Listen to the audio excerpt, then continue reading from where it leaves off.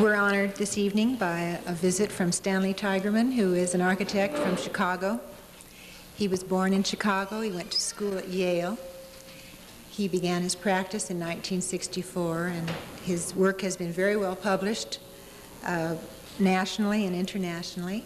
He's a fellow of the AIA and has served as chairman of the Committee on Design, who came to visit SCI-Arc last year. And that was his first visit to SCI-Arc, and we're glad to have him back again tonight. He was a co-organizer of a show on Chicago architecture, and he's going to be talking about that show tonight. We're delighted to welcome Stanley Tigerman.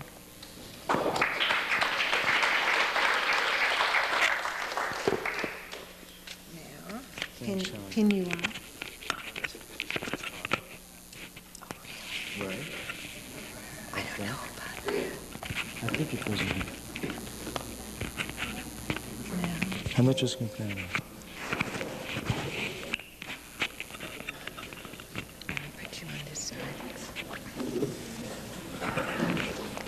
I hope I don't drop this. You better put this on your jacket so it's not. Okay, is there? Can everybody? Yeah, I guess you can. Thank you, Shelly. I hope I don't drop this. What I'm going to show tonight is a series of slides with respect to a show that's coming to Los Angeles, to the Pacific Design Center, in a couple of weeks. The show right now is at Berkeley.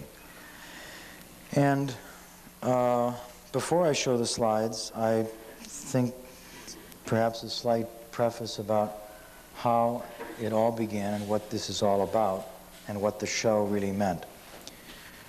Now, in Chicago, as you know, is a kind of great American and Western tradition of the modern movement. And to understand it, you have to realize that it's a place where there are 45 buildings by Mies van der Rohe and over 75 by the first Chicago School of Architecture, which is sort of Jenny and Burnham and Hammond and Hollibird and Roche and John Welborn Root and all that. And over 50 buildings by Frank Lloyd Wright, and over 100 buildings by the second Chicago School, which is the Miesian Descendancy. Now, a year and a half ago, mind you, this last year was the bicentennial, and everybody and their grandmother, the National Endowment of the Arts, and everybody was very interested in expending funds to celebrate whatever it is they were interested in celebrating. And among the other things that they were interested in was architecture. And in fact, in the state of Illinois, we have a vehicle for such adventures called the Illinois Arts Council. And they, to their credit, decided they would expend all of their money last year on architecture, since Chicago really represented such a mainstream condition in the entire history of the modern movement. So they developed an enormous, vast potpourri of projects and shows and, lectures and all that. A year and a half ago, Harry Weiss, a Chicago architect, was president of the local AIA chapter. And he called me up one day and he said, "What do you think during the bicentennial about the idea of having architects exhibit their work in lobbies of buildings?" And I said, "I think it's a lousy idea because, you know, SOM, the Office of Mies van der Rohe, your office, have done all the kinds of public buildings that people tend to inhabit, And the smaller firms, of course, that's not the case. He said, what do you think we ought to do as a chapter then?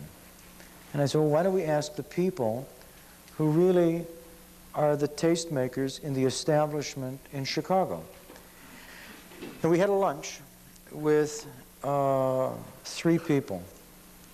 One was John Intenza, the founder of Arts and Architecture out here, who was still sort of ancien guru of the Graham Foundation. One was Steve Prokopov, the director of the Museum of Contemporary Art, and the other was Jim Spire, the curator of 20th century art at the Chicago Art Institute. And Spire, in fact, had been trained as an architect by Mies at IIT. And at the lunch, in effect, I asked them, what is it that they're going to do for us in the bicentennial, i.e. for architecture and for architects? And Steve Prokopov, the director of the Museum of Contemporary Art, said, well, we're having the Gruber Show. I'll tell you what that is in a moment.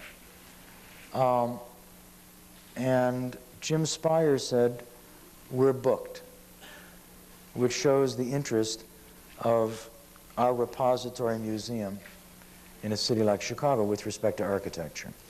Now, the Gruber Show is a show that was begun in 1973 in Munich at the New Sammlung, the museum, by a German architect named Oswald Gruber, who had been trained at IIT and who had worked for Skidmore, Owings & Merrill in Chicago.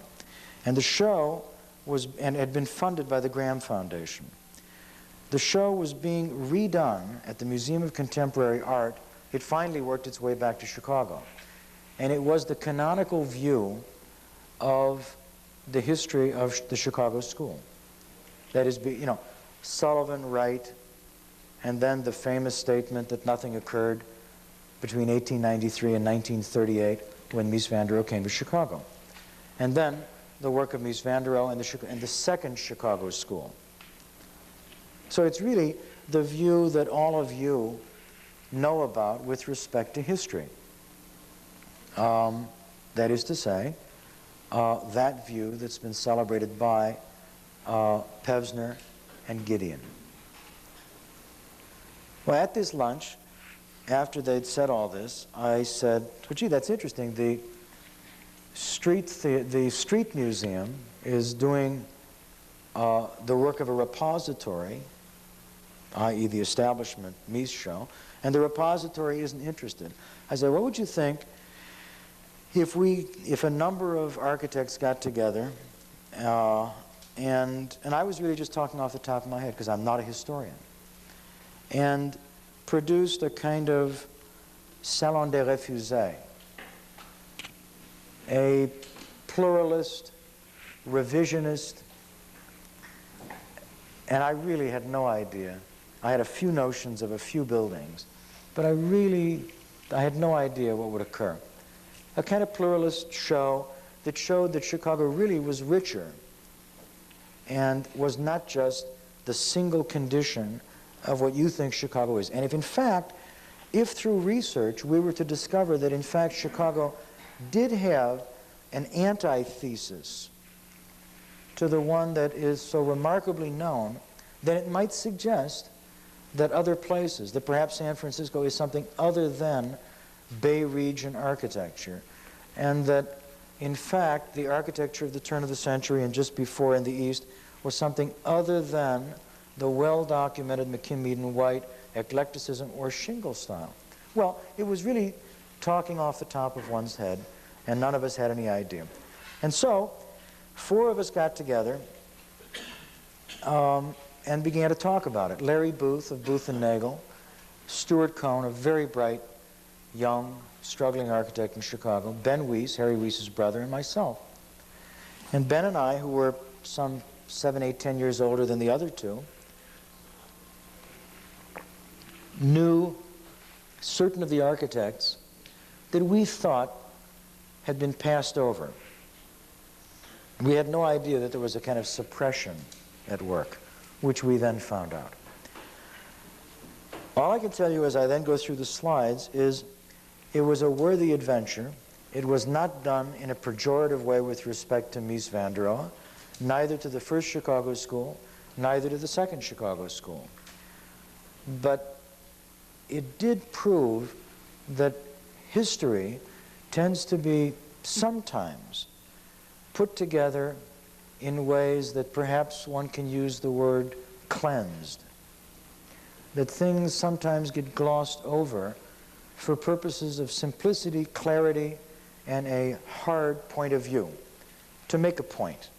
And necessarily, certain lesser areas get disposed of. Now, when enough of those lesser areas come to light in a revisionist backward look, it becomes quite interesting. And that's the nature of what happened. Well, make a long story short, or longer as the case may be before I show you the slides, we put together the work, got ourselves a grant from the NEA, a very small one from the Graham Foundation, who had supported and committed themselves to the Mies show. And we still find ourselves in debt. And we produced a show which opened up at Cooper Union a year ago right now, then went on to Harvard, and only then came back to Chicago with rave reviews from Ada Louise Huxtable, pandering to the Second City Syndrome, to open up en face opposite the Mies show last May, which then opened up at the Museum of Contemporary Art the very night that ours opened up in the lobby of the Time Life building. From there, it moved to a series of other universities and, in fact, to IIT. And it's now at Berkeley and is coming, I guess, to the Pacific Design Center. I forgot to say that we're all bringing it here, all the schools. Yeah, all the schools are, you know, Cal Poly Pomona, SCI-Arc, SC, and UCLA. And it's opening, when is it opening, Shelley? March 24th. March 24th. At the Pacific Design Center. At the Pacific Design Center. Now, as a product, I mean, I don't know, because I'm not involved. Ben Weiss is handling all that. Stuart and I did the catalog, which is now the book, which is really the show. And it was an interesting and wonderful and depressing backward look into history, because we discovered some things that were very touching. That men and women whose work is not in the mainstream tend to be shunted aside and tend, in fact, to lose commissions and lose work, and in some cases tend to lose self-respect when, you know, they're on the fringe in the first place. And so a lot of things that we uncovered were, to say the least, very poignant. We also discovered that architects lie like hell. We discovered certain architects who absolutely, blatantly, overtly lied about sources. And I don't mind naming them. One was the former Dean of Architecture, Paul Schweiker, the Dean at Yale, who, when asked on a series of long-distance phone calls to Arizona, was asked by me about a certain building that he'd done when the firm's name was Schweiker and Lamb. He never even heard of Lamb.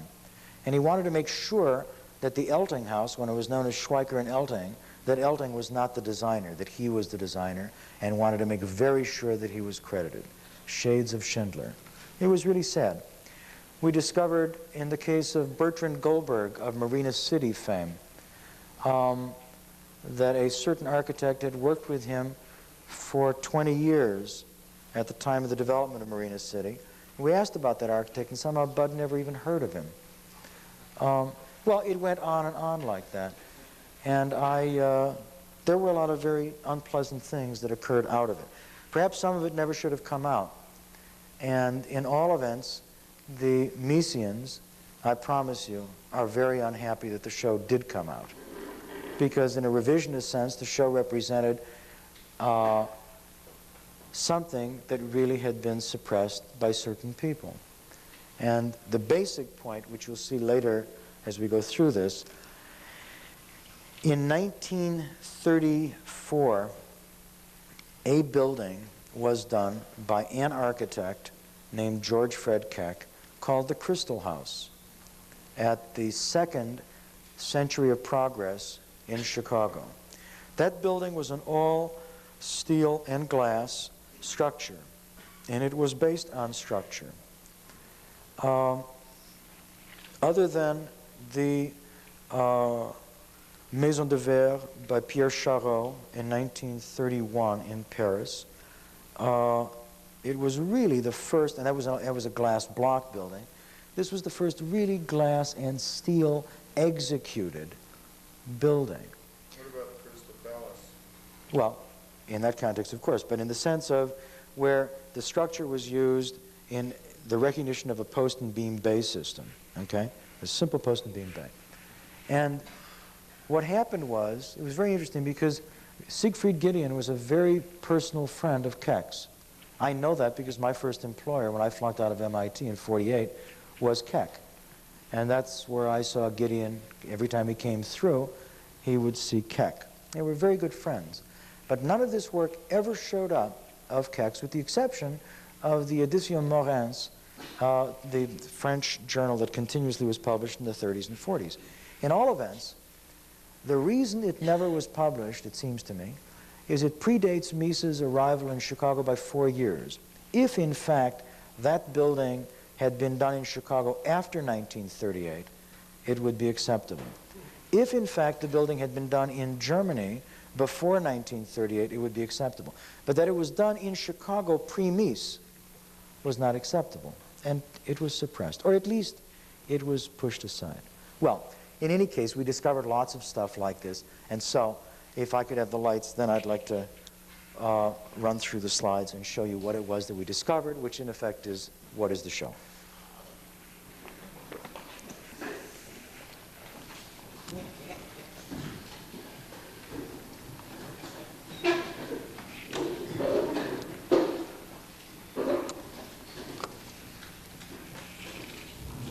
Oh, I think I pushed them. Sorry, yes. The slide on your left and the slide on your right are by the same man. They're both done by Charles Atwood, the one on the left in 1893, the one on the right in 1894 and 5. Charles Atwood was the chief of design for D.H. Burnham, Dan Burnham, architecture's first junkie, actually, died of an OD in 1897. The building on the left is the one when Auguste Saint-Gaudens and other of the leading art and architecture community asked Atwood, was the building that he felt was the most important building of his career. It was, in fact, the Hall of Fine Arts, the Columbian Exposition, now the Rosenwald Museum or the Museum of Science and Industry. But it was the building on your right, the Reliance building, done in 1894 and 5, that he became really noted for, because it was the building on your right that represented, in that sense, the Chicago School. That is to say, that development with respect to the exposition of the frame, the integrity and honesty of structure, the famous Chicago window, the bay window, and all that. And it became the building that he was known for. Now, you must realize that it was the building on your left and the buildings like it that caused Louis Sullivan to make his famous statement that the Columbian Exposition would set the course of architecture back 50 years. That is the exposition of 1893. Very few people realize that Sullivan made that statement in 1924, many years afterwards, and in fact, only 14 years before Mies van der Rohe came to Chicago. That's the beginning of the dichotomy. Now, for a city that is so renowned for its structural clarity, it was curious for us to find in the building on your left, the Stevens Art Gallery building of 1888, by Pond and Pond. Note the lack of structural clarity, the fact of loads coming down to nothing, the A-frame kind of roof reminiscent of other things, Bruce Price's house in Tuxedo Park in 1896, just 2 years before, and the bay-like bay, sort of a high-rise version of that building. The building on your right, done by Hugh Garden, of Schmidt and Garden, then Schmidt Garden, and later Schmidt Garden and Martin, now Schmidt Garden Erickson, is sort of an interesting case of the missing column in the center. Building on your left, of course, is John Wellborn Root's Monadnock building of 1889 to 91. On the right is the addition by Halliburton Roche in 1893, after the original one had come in over the budget. This is also quite an interesting little tale. On the right is the Abraham Lincoln Center as a project designed in 1902 as a joint venture between Frank Lloyd Wright and Dwight Perkins. For Lloyd Wright, Frank Lloyd Wright's uncle. Again, the building came in over budget. Frank Lloyd Wright quit, and Dwight Perkins finished the building on your left, which begins to represent a kind of moving away from the early on Wrightian métier into a kind of Germanic expression, which is very much a part of another side to Chicago, of a masonry, taught masonry condition that you'll begin to see represented as we go through this.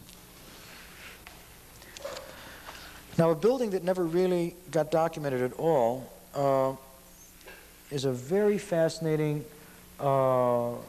Glasgow School reminiscence by Emory Stanford Hall, done in 1915. It was the YMCA College, now a public high school, in Hyde Park in Chicago. Note on the left the symmetry, with the exception of the chimney piercing that roof, which then in turn comes out the other side of the chimney.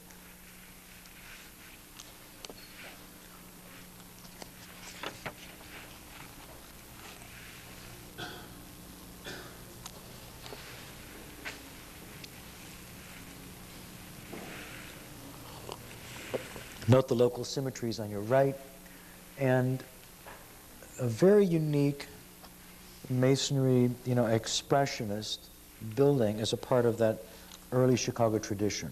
But nonetheless, was not a part of the canonical view, because it really wasn't reminiscent of the values ascribed to the Chicago School in terms of structural clarity, or the Sullivan-esque romantic, acknowledged romantic side of the Chicago School with respect to ornamentation. On the left is an early building by Barry Byrne, a rather unknown Chicago architect, a building of 1916. On the right, the Lake Village Townhouses, 60 years later, by Ben Weiss, both indulging the bay window, which is very much a part of the Chicago tradition, which was the bay window being that device in the context of a grid plan of looking down the street laterally, at the same time creating a sense of through ventilation and a scale reduction in the context of the grid.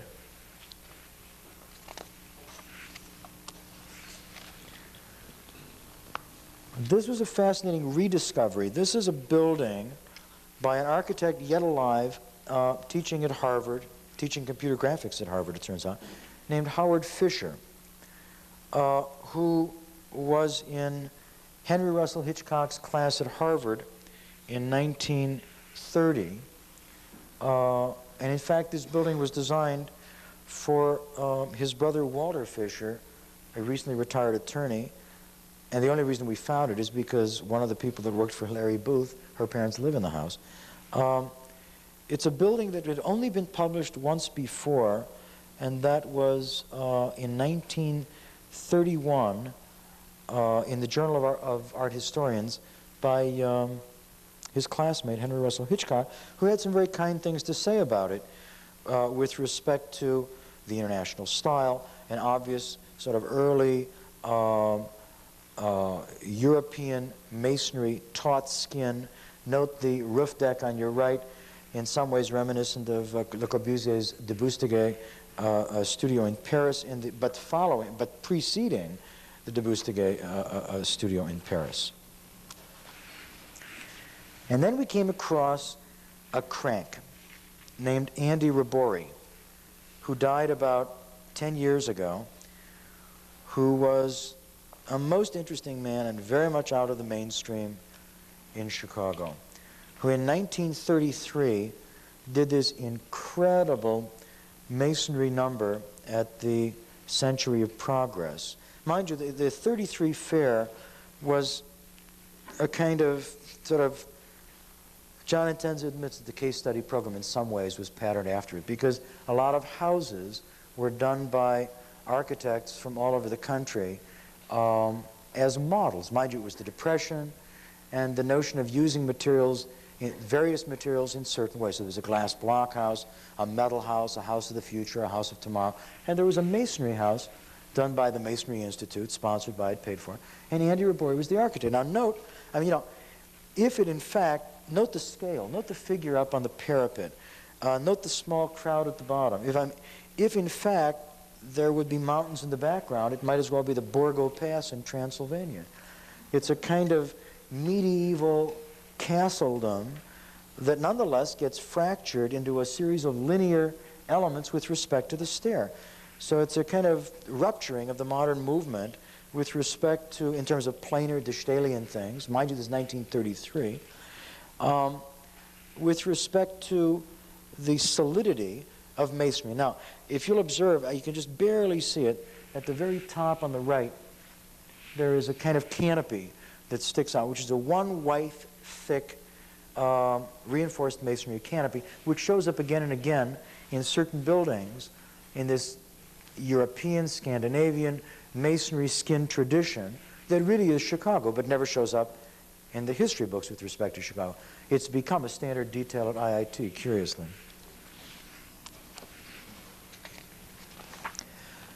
And continuing that kind of masonry skin approach, of course, is the up-to-date Drake University in 1972 by Harry Weiss. The building on the left, the plan on your right. And for that matter, a building by a young architect in Chicago, Mike Gellick, on your left in 1973, but on your right, a building by Mies van der Rohe, the Lange House in Krefeld, Germany in 1928. Note the downspouts. Now, on your right, of course, is the well-known Crow Island School by Eliel Saarinen and Perkins and Will. On your left is the Emerson Settlement House 1 year earlier by Paul Schweiker, of Schweiker and Lamb at the time. Note the similarity with respect to the fenestration, the masonry, the canopy, again in this case of the Schweiker building, the one-wythe thick cantilevered masonry canopy on your left.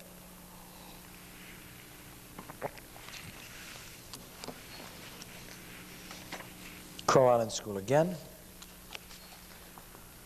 And on your left, the Chicago Theological Seminary housing by Ed Dart in 1963, continuing that kind of Scandinavian architecture. And then a building that's very curious, done in 1951 by Richard Bennett, then of Lobel, Schlossman and Bennett, recently retired, now at Harvard doing a book, the Darien, a building most recently perhaps reminiscing with respect to the Davis and Brody work in New York. It's interesting that it is the one building by the developer Herb Greenwald who developed all of the Mies buildings. That is beginning with Promontory, 868, 80, 900, 910, Commonwealth Promenade, blah, blah, blah, blah, blah. But then he left for one brief moment, and this building was built with that taut kind of masonry skin, polygonal elements seeking the lake, which is toward you in terms of a view.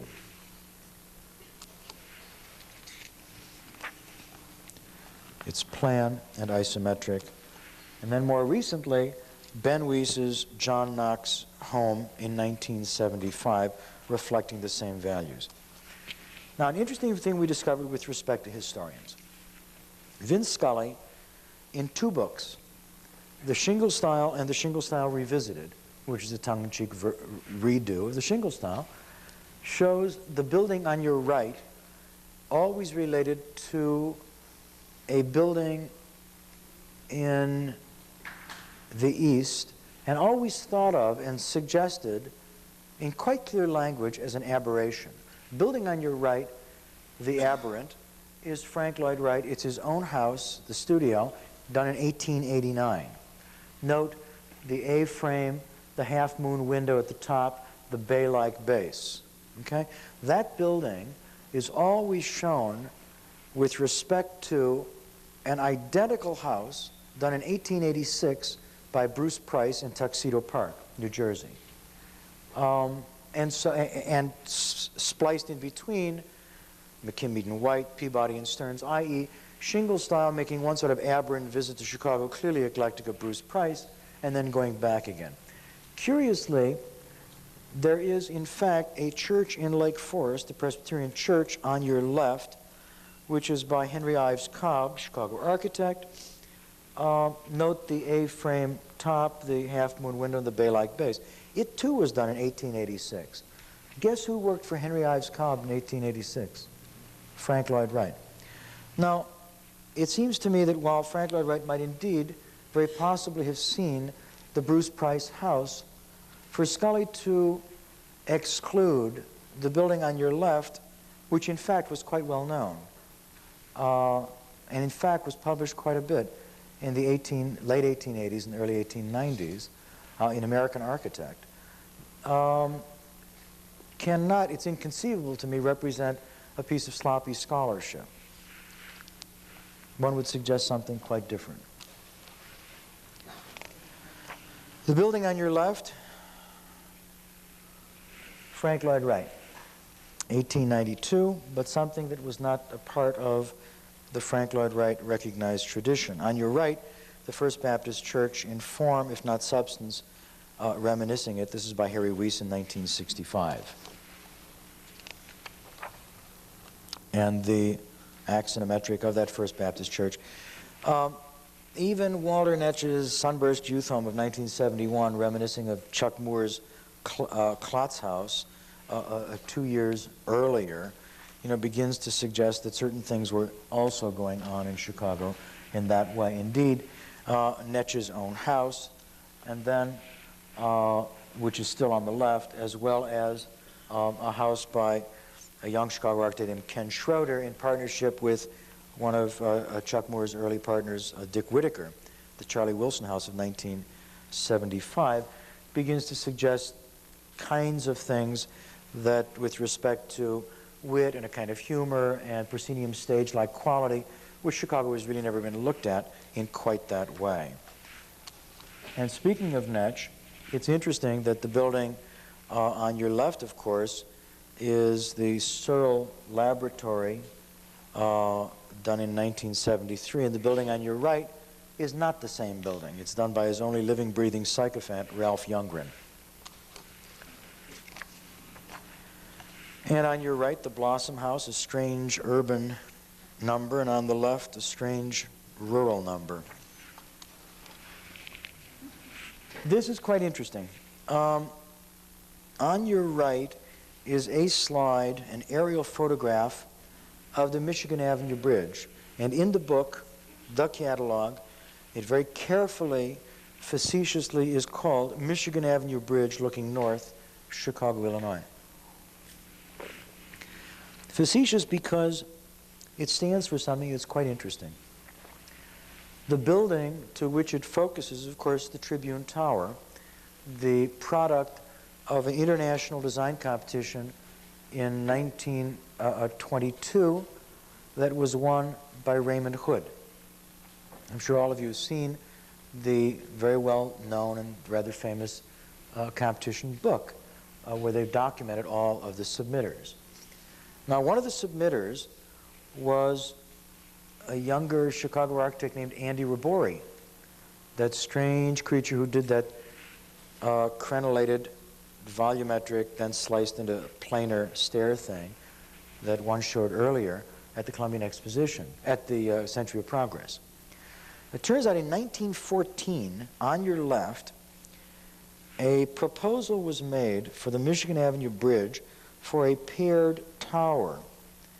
Note the tower on its right. Note the dome-like top Note the dome-like top of the Tribune Tower. Note the flying buttresses of both, the fragmented superstructure itself, and the scale change at the base. That was done by Andrew Rabori. It was published in 1915 in the 28th Annual Chicago Architectural Exhibition Catalog, which was circulated very widely at the time. Question: did Raymond Hood see that book?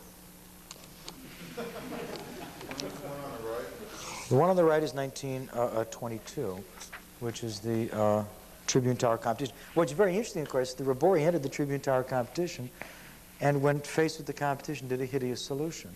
But it's very interesting that the other thing, which had been very well known and had been published widely, predates it by 6 years, by 8 years, in fact, in terms of design.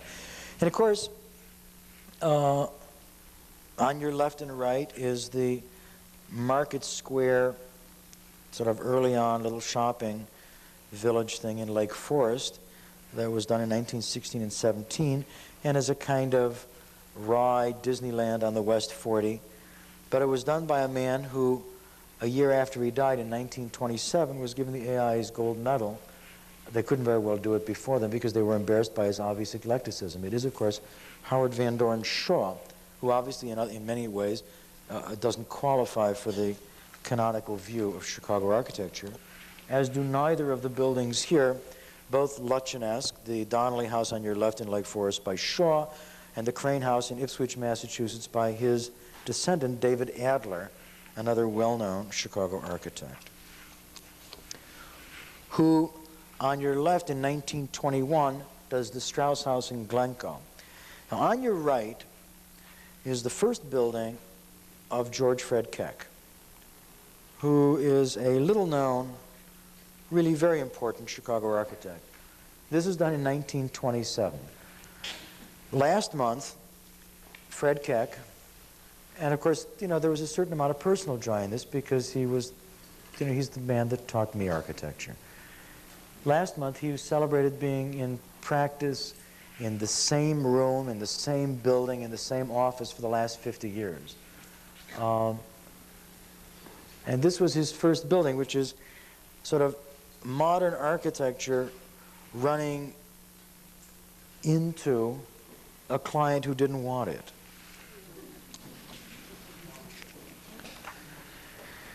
Now, the building on your left is very interesting, another sort of dropout. It looks like any of the silly curtain wall buildings, crenellated whimsically and willfully, of the 1950s. Witness the Arrow Saarinen Law School at the University of Chicago, or any number of, kind of Emery Roth or middle New York curtain wall buildings. It's sort of one of those tiresome 50s kinds of buildings. In fact, it's the A.O. Smith building done in 1929 by Halliburton Root. And the second building to be air-conditioned, fixed glass, metal and glass object.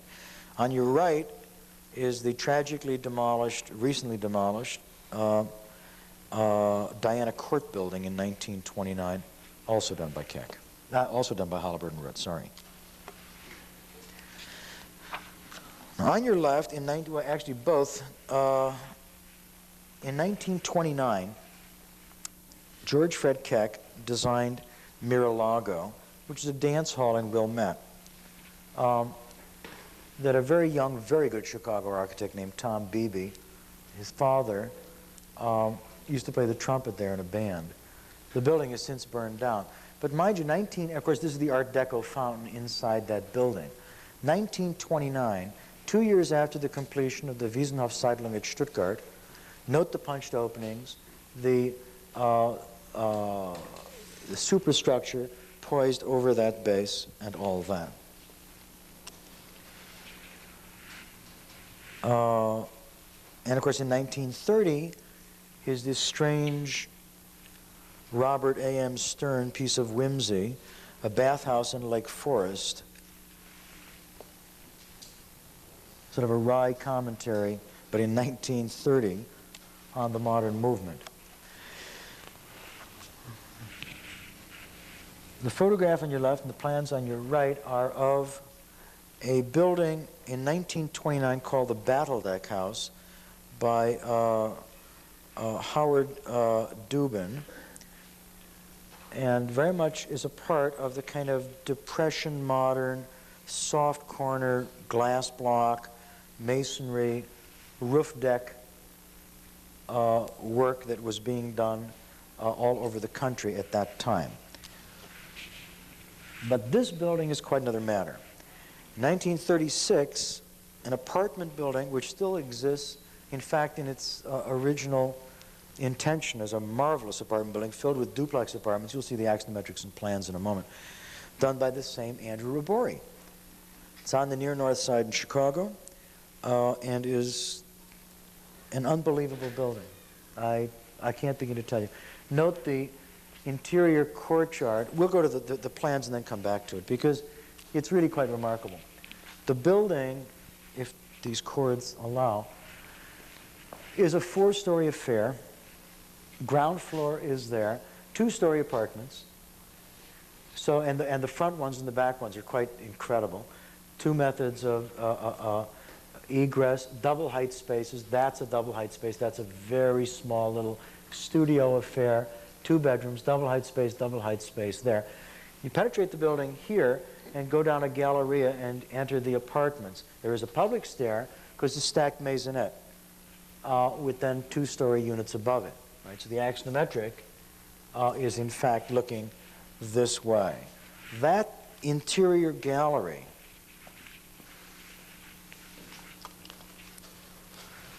is the slide on your right. Note the somewhere between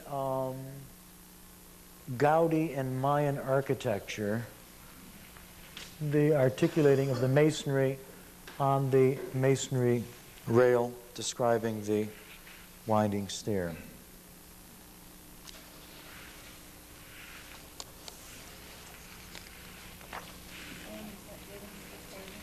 Run. Oh, the Robori building is still up exactly in the same condition, Shelley. I mean, it still is used as an apartment building and is handled very, very nicely. On your left, of course, is the Esquire Theatre done in 1937 by William Pereira before all that.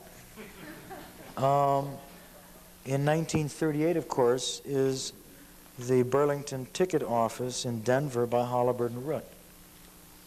All very much a part of that kind of Depression modern, soft corner architecture that was at work. And then, of course, in 1933, at the Century of Progress, the World's Fair in Chicago, George Fred Keck did the House of Tomorrow.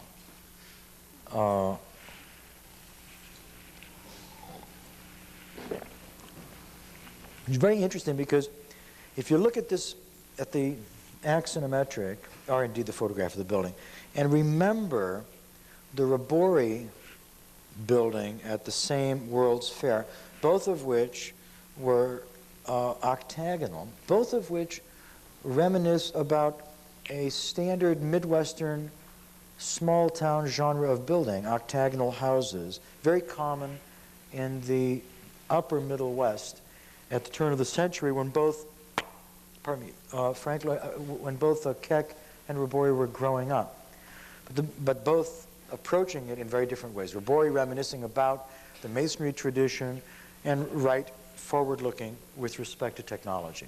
So it's an all metal and glass. Note the diagonal tension cables and all that. All of which designed by Wright. The plane at the bottom. Note the handrail details. The furniture, all of which designed by Keck.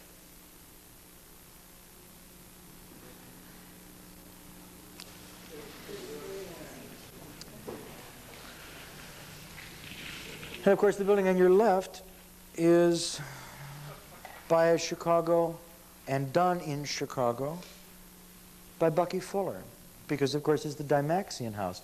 Note the naked lady, which somehow was always, the photograph was always too small for me to see. The Dymaxion House, first of all, was named by Marshall Fields, who first displayed it, not Bucky Fuller. Ask Bucky. It was done in Chicago as a part of the Stockade Development Company, and first displayed again by Marshall Fields, but was a part very much of that Chicago tradition. The building on your right is by Bertrand Goldberg, a Marina City fan. And it's done in 1938, and it's a gas station, obviously.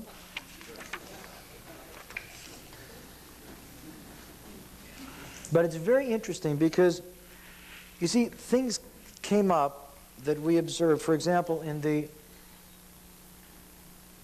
problem is Mies van der Rohe has never been scrutinized by scholars. He's been written about by believers, descendants, and sycophants. So, which is all that one can call Peter Carter, Werner Blauser, and all that. Now, in the Gruber catalog and in the second one, in the 100 Years Show in Chicago, much to do is made of the recent Baxter Laboratory by Myron Goldsmith and Skidmore, Owings and Merrill. And primarily by virtue of the suspended roof tension cable compression mast system of structure. Now, not only is no credit given to the young man who worked under Myron at SOM, who did his master's thesis under Alfred Caldwell, who some of you know, who spent many years developing projects of suspension systems, to say nothing of Bucky Fuller.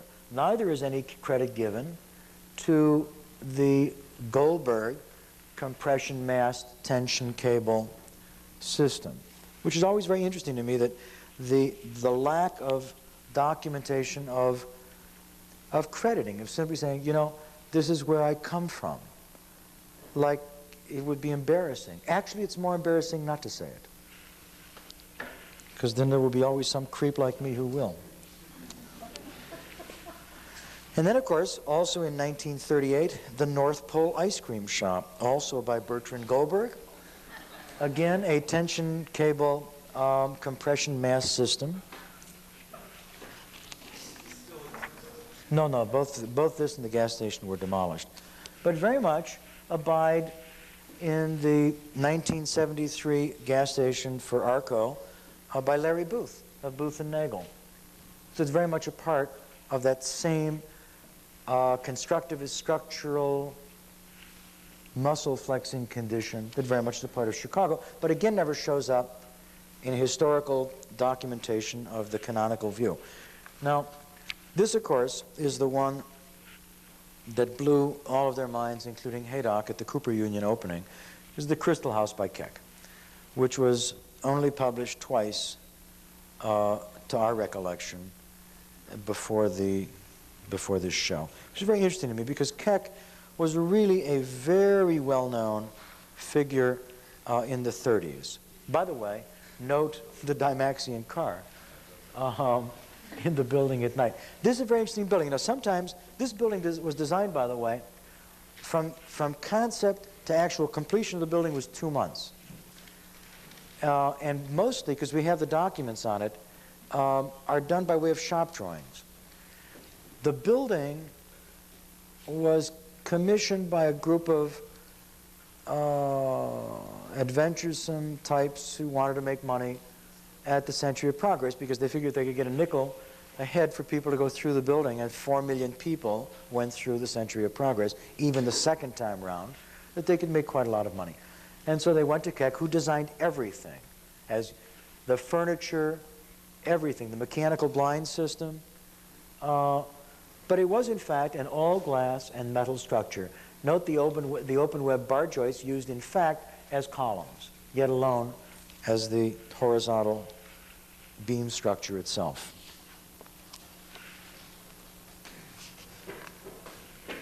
Note the bar stock handrail detail on your right.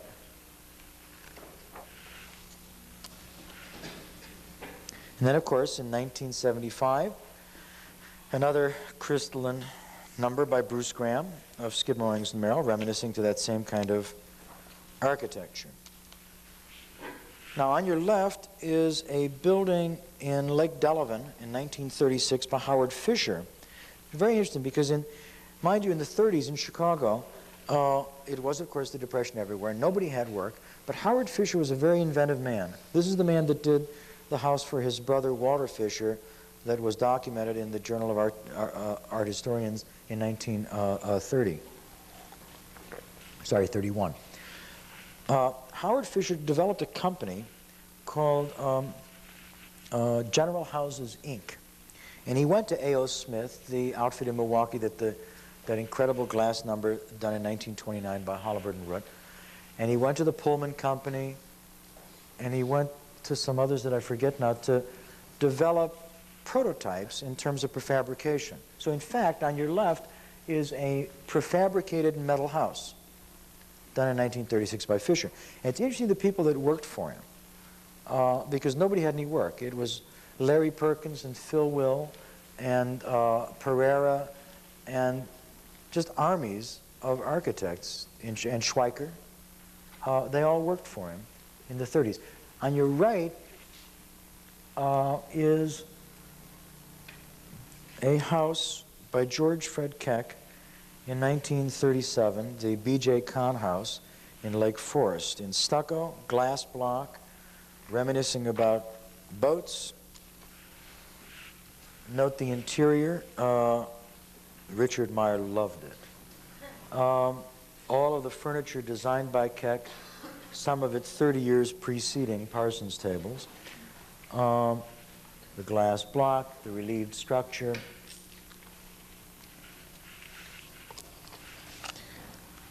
(1936), Keck, Bruning House, Wilmette.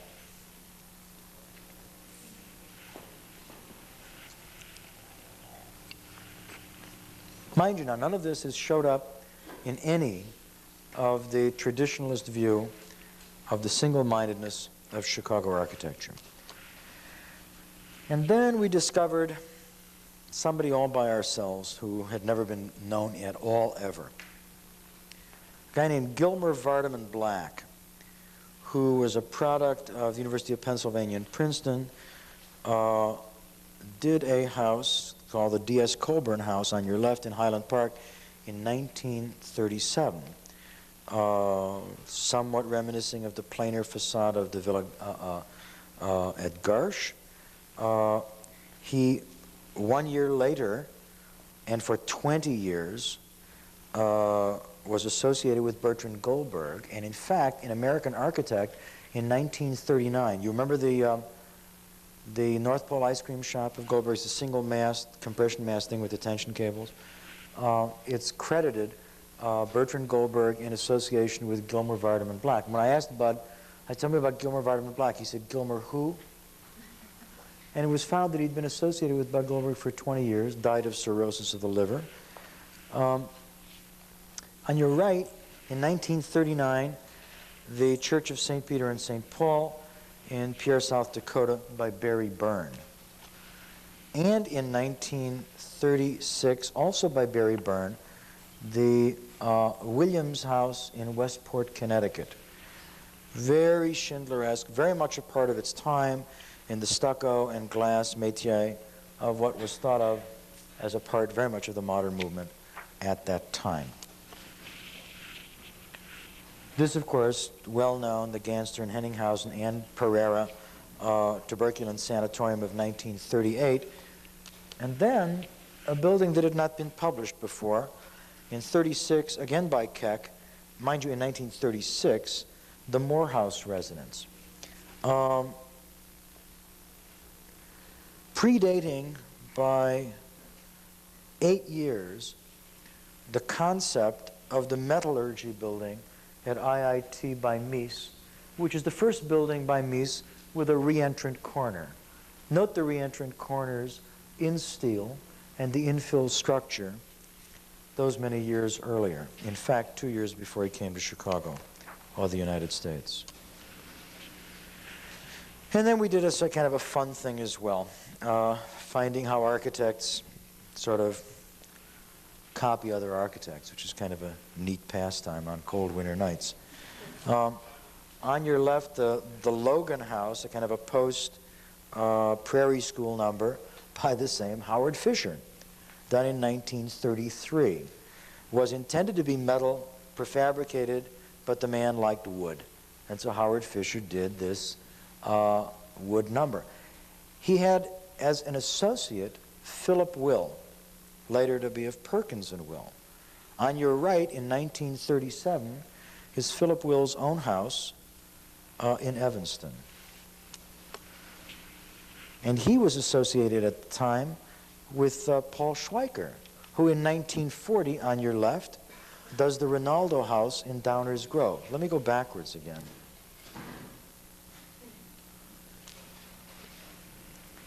Who in fact was very well admired by Robert Bruce Tegg, who on your right did in 1949 the Frew House in Highland Park. Bob Tegg being at George Fred Keck's when I first went to work there, and in fact teaching at the Institute of Design at the time that Conrad Voxman was there. And this, of course, was very interesting.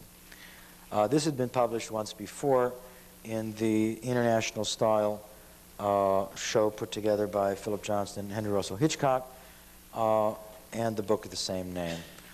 There was a pair of very young brothers in Chicago in the Depression called the Bowman brothers.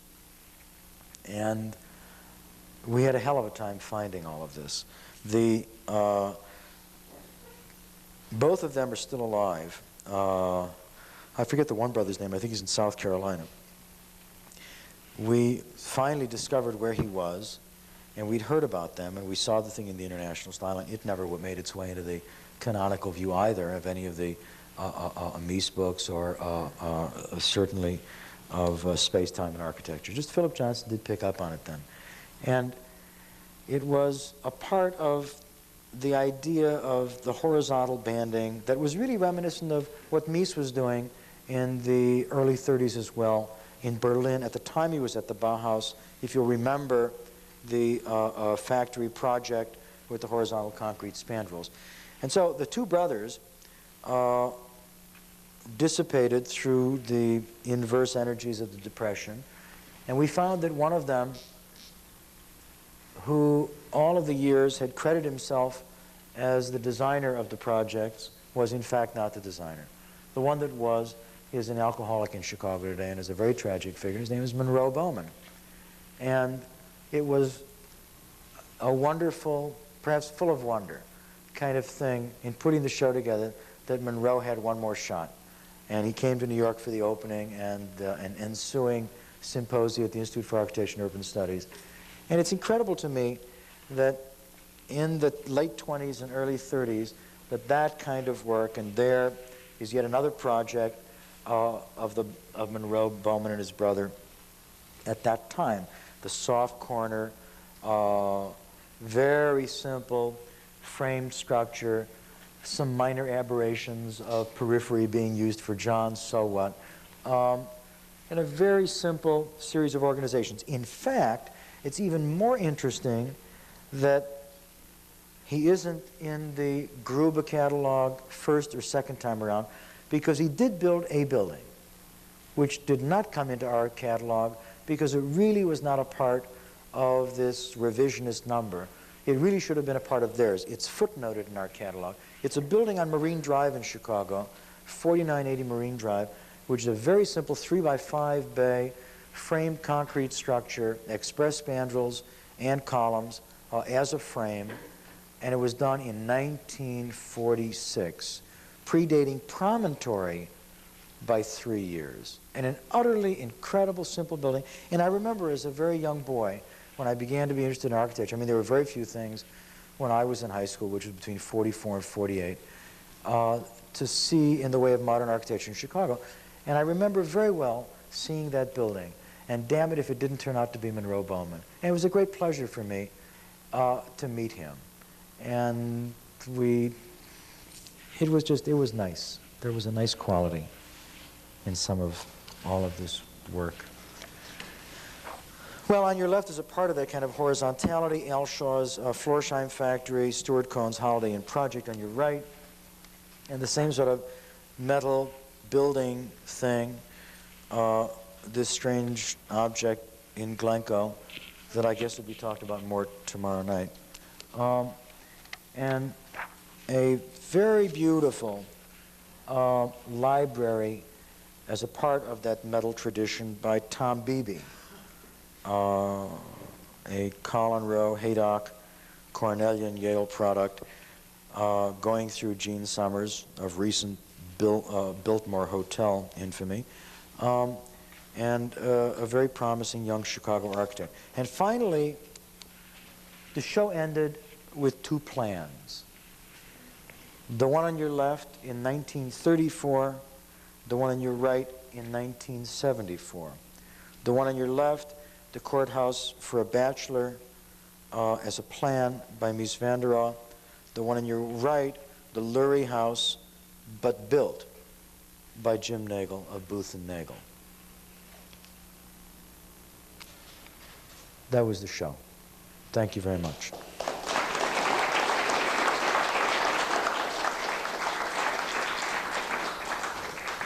I'm going to leave this catalog for Shelly and the school because I think it's of, and any of you that would like to afterwards talk about it, or in fact would like to ask questions now or inform me later, that's fine. It was a great pleasure for us to do the show. Part of it is always, a rediscovery about your own home and about things that are not quite as known as they might have been projected through the public relation efforts of certain people. Well, that's another matter. Yes? You say you went into a certain amount of investigation in terms of these people and their personalities and so on, and what it did to them psychologically, in other words, they were suppressed in essence. And what does this do to them psychologically? How did they defend themselves? Did they? They really didn't. I mean, they did it in ways that somehow, sometimes, failure suggests. But they, and I know it for a fact because I talked to any number of them who are still alive, but not practicing architecture. And it was very difficult. I mean, when Mies came to Chicago and Gideon and Pevsner, before then, celebrated that, beginning and emergence of an incredibly valid second Chicago school, is sort of Jenny and then Mies, and the frame and all that. And no question of its validity, no questions of its impact internationally. I mean, but what it did to points of views that in fact were there. I mean, for us to discover 46 architects and an enormous amount of the work hitherto, if not unpublished, certainly not legitimized in any way nearly with respect to the rest of the Chicago school. Well, okay, it is out of the mainstream. I understand Vin Scully doing what he does. I understand everything. But at the same time, by so doing it, simplicity becomes simplistic, and certain people, frankly, get hurt in the process. And it seems to me that, it really is a kind of a pluralist time, and that, there is the notion that one thing is better than another thing, and that it, either or, to me, is a difficult problem. And I would not want to be the one, frankly, to be in a position to say that this is the valid point of view. Well, I live in that kind of city, Glenn, that it's suggested, okay? Where people, there is not critics, not writers, not anything. Out of just a sense of intuition, a sense of accident, knowing a few people, putting it all together, writing letters, getting recommendations, this and that, and working like hell to do it, by the way, to find that much work and to begin to tie together a kind of a soft corner, Depression modern, a kind of a masonry Scandinavian tradition there, a kind of, how do you leave Bucky Fuller stuff out and Goldberg and all of these things, when you pick out the one thing of Baxter Laboratory, because somehow it's by Myron Goldsmith, right? Who is an acknowledged, perfectly legitimate, credible, albeit famous descendant of Mies van der Rohe. But there are other people. And you know, it just struck us after the fact, because we didn't know what we were doing. We didn't think that this would be, you know, so embracing and far-reaching. But wouldn't it have been remarkable if, when the variety of Mies expositions had been documented, how much richer it might have been to have historically annotated by being a bit more Catholic, a bit less parochial. You know, it would have been very interesting to have, and incredibly open and enriching. Well, in fact, that's been the nature of it. I mean, make no mistake, I'm not suggesting in any way, shape, or form that the work of these four non-scholars, you know, obviously born in belligerence, okay, represents anything except a kind of fringe element, buffering against, you know, this very solid mainstream. But if that mainstream had embraced this, which it now is forced to, because in fact, now a history of Chicago architecture can be written. It seems to me it's almost a paradox of civilization, sort of thing, occurs naturally. I mean, you're taking a segment of time, obviously, during the day as well. Oh, sure. And, Absolutely. occur in the future and so on. And that's what I love, quite frankly. A year ago in this very same room, Charlie Jenks gave this, I thought, terrifically wry commentary about the state of modern architecture. And I sat here with a lot of architects from the Committee on Design that night. And it was incredible. It was wonderful to hear it, because it, you know, so much of what is presented tends to push aside certain other elements and, you know, and suggest that there is a single thrust and there is a mainstream or two or three. And many other things get left out. And who is to say that which is left out, which later on, of course, is going to be rediscovered by some revisionist creature with some chip on his shoulder who's going to find out all of these things. And it's interesting that it might be done in the beginning to enrich the point of view. But normally it's not done that way. And it's not what Gideon and Pesner did. Now, one understands the battles that they had to fight and that the modern masters had to fight. And one understands, you know, the condition of Chicago and what Mies had to go through and suffer through, God knows. And it was not an easy matter. And in the end, all of them together perhaps don't make a Mies in that sense. But at the same time, that the descendancy feels so compelled and so self-righteous as to suggest in the Gruber catalog of 1973, and this is a quote, nothing in architecture occurred between 1893 and 1938. Answer, bullshit. Do you think it would have come out even more different if you had Greg Ain on your team? Oh, sure. I mean, it would have. It's always a product of the people that do it. Happily, the four of us are sufficiently different, and Stuart Cohn is kind of a scholar. He's a very bright guy. But I mean, you know, sure. Yes, Ms. McCoy. Well, don't be too hopeful. Even after you've documented it, they may find ways of circumventing it. I know a number of critics could not accept Gill even after he was documented, because there could not be two. There had to be either Lohse or Gill, and so then it became that Gill must have been influenced by Lohse. Well, they were born the same year, and Gill was working before Lohse. Well, anyway, it was very hard. One thing I had written about, Gill had asked his nephew to study German so he could read something that was published in Germany. Well, they thought this must be Lohse then, that he wanted to read. Well, the editor had cut out the rest of that sentence. I asked his nephew, and did you study German? He said no. And so you read then in a book that Gill knew German, and so he had read them. So you see, it's One understands that none of this really, in a sense, is a kind of criticism of mainstream literature with respect to the state of the art.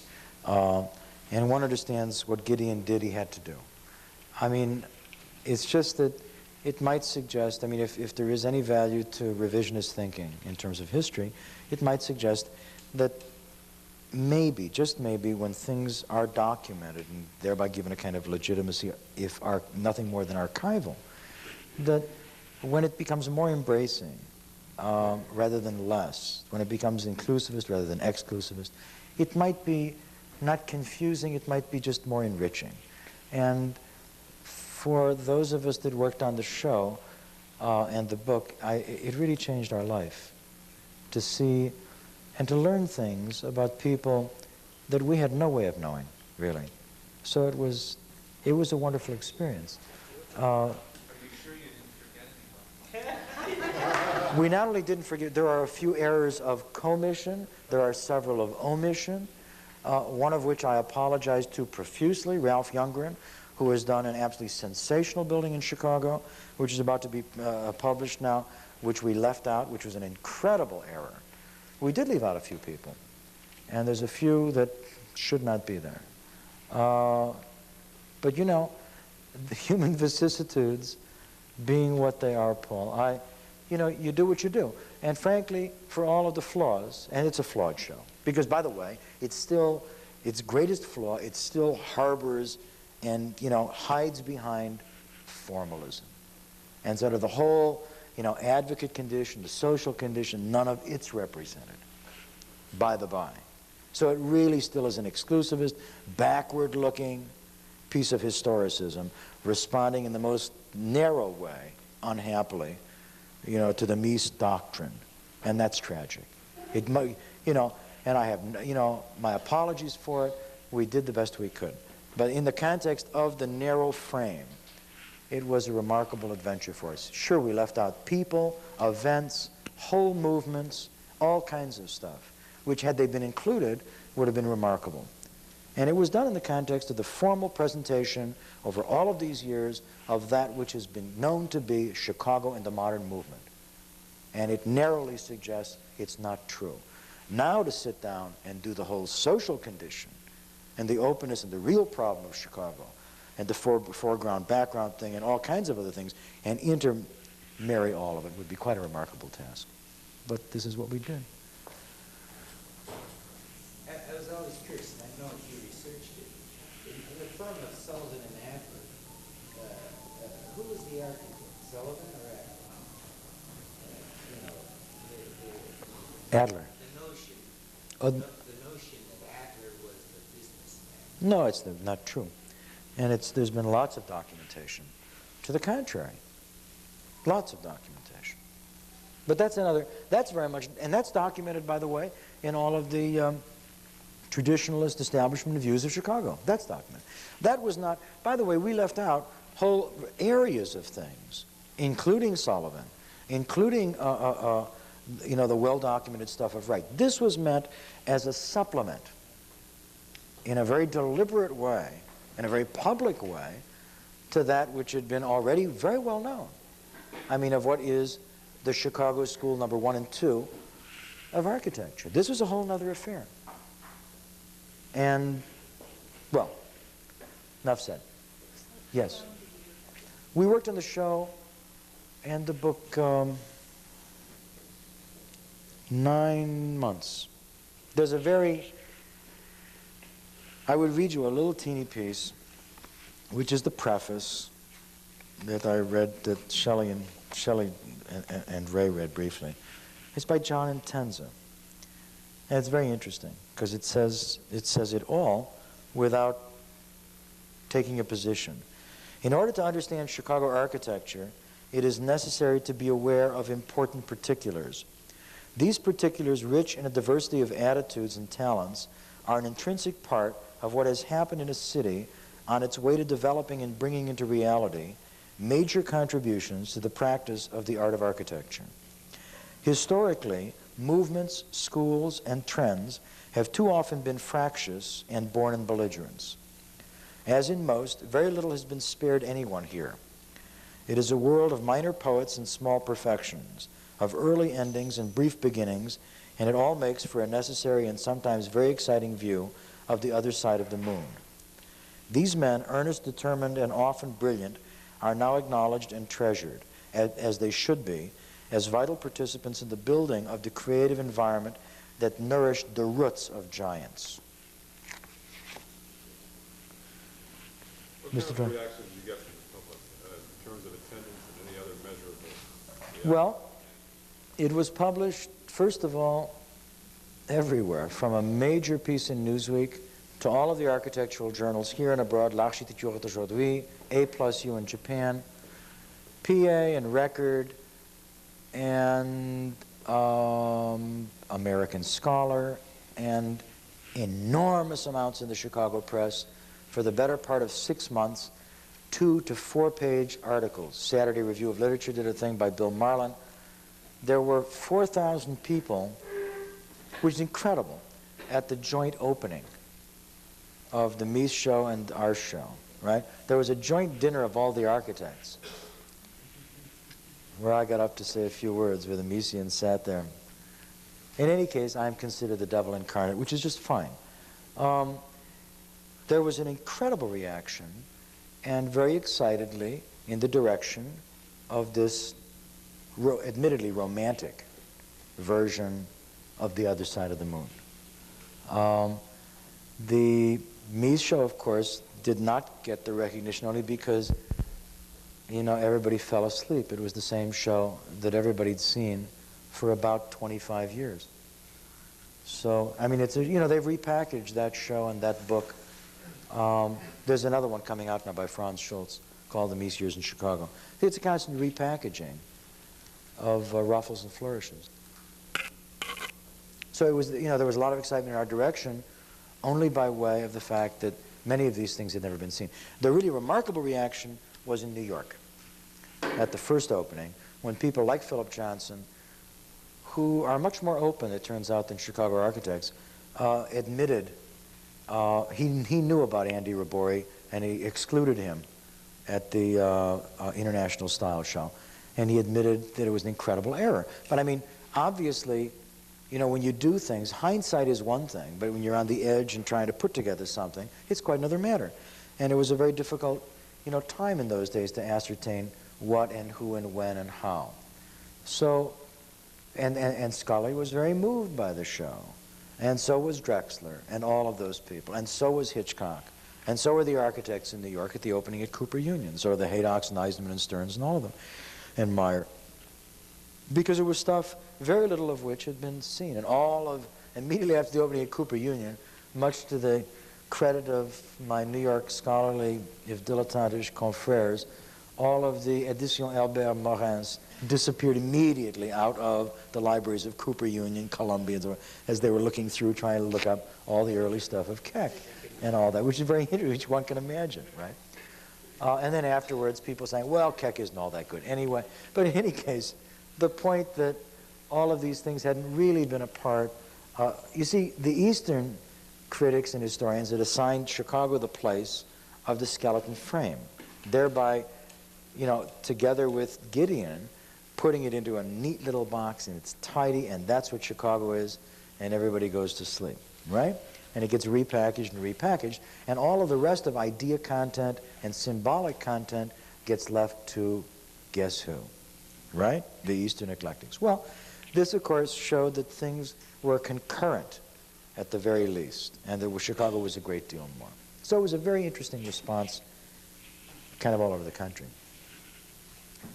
It seems like when you're taking a few years at a time there, where you're like 3 years ahead of somebody or this sort of thing, and then you're looking at it from strictly Chicago, the whole international scene that would influence all that. No question. To draw it just from one town seems Almost ludicrous, exactly. Exactly. We made analogies in the written documentation part of the book. But you're absolutely right. This was done as a one-on-one response to all of the measure of all of the exhibits and all of the shows which were the orthodox presentation and history of Chicago, which was still the one town. Still as parochial and not representational as a whole. But it was not ambitious beyond that. One knows that thereby it described its own limits. But that was the extent of its ambitions. Well, thank you very much. I